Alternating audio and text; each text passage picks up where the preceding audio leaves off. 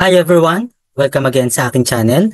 For this video, ang ituturo ko sa inyo ay yung continuation pa rin ng Chapter 1 which is all about the conic section. But this time, it's about hyperbola. The next lesson of hyperbola is finding the standard equation of hyperbola given with certain conditions. The first condition is given with center and distance of center to vertex to endpoint of conjugate axis or to focus. Let's start with example number 1. Determine the standard equation of the hyperbola given with center at 2, 1. The distance of center to one vertex is 3 units and to one endpoint of conjugate axis is square root of 7 units. Also, the orientation is horizontal. The solution will be, we need to determine the correct standard equation format, then substitute the values and simplify. Based on our given, the center is at 2, 1. Ibig sabihin, ang ating letter H is 2, ang ating K is equal to 1, and then, binanggit din na yung distance from center to vertex is 3 units. Therefore, that is A. A is equal to 3.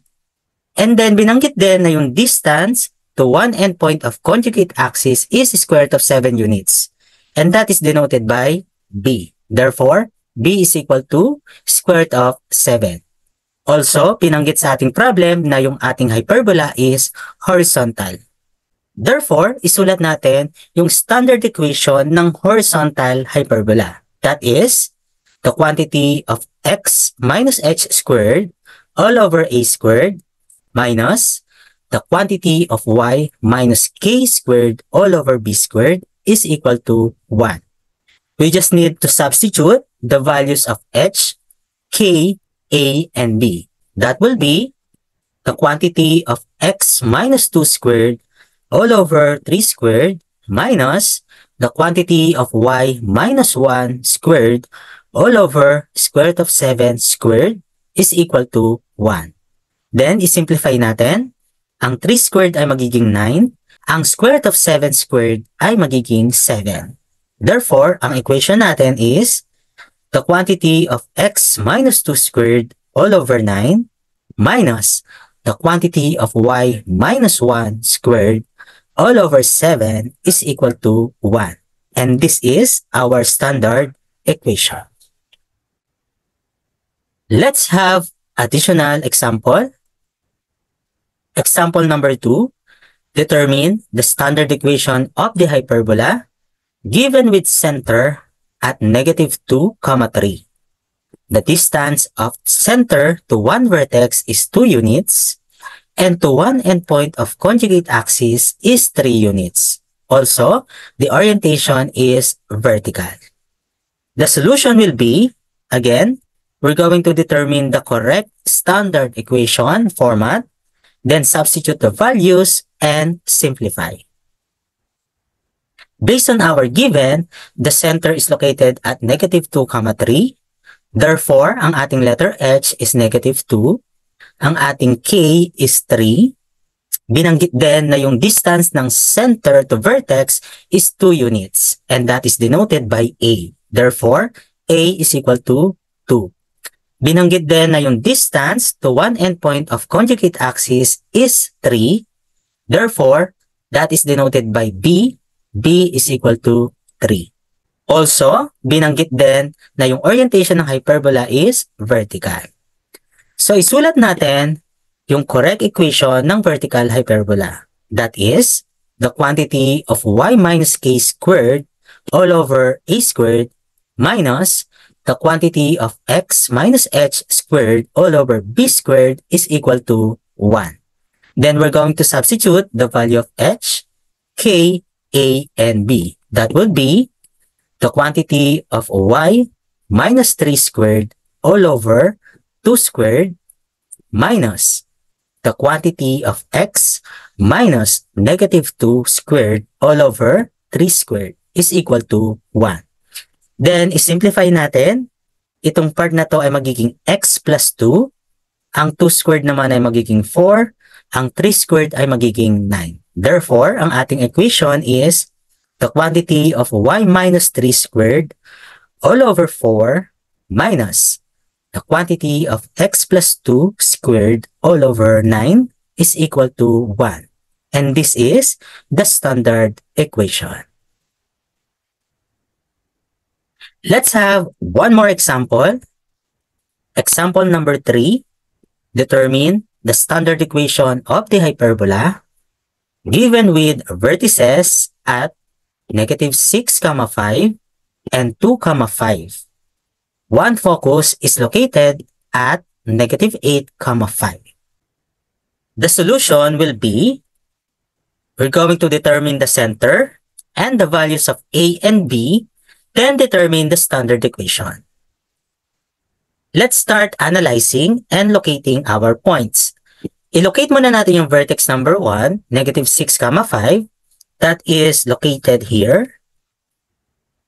And then yung ating vertex number 2, 2, 5, siya ay located here. And then kung i-analyze natin, pwede na nating makuha dyan yung center. Somehow located here. And the coordinates of that center is negative 2, 5. Pwede rin natin gamitin yung midpoint formula sa pagitan ng vertex number 1 at vertex number 2. Negative 6 plus 2 is negative 4. Divided by 2, the answer is negative 2.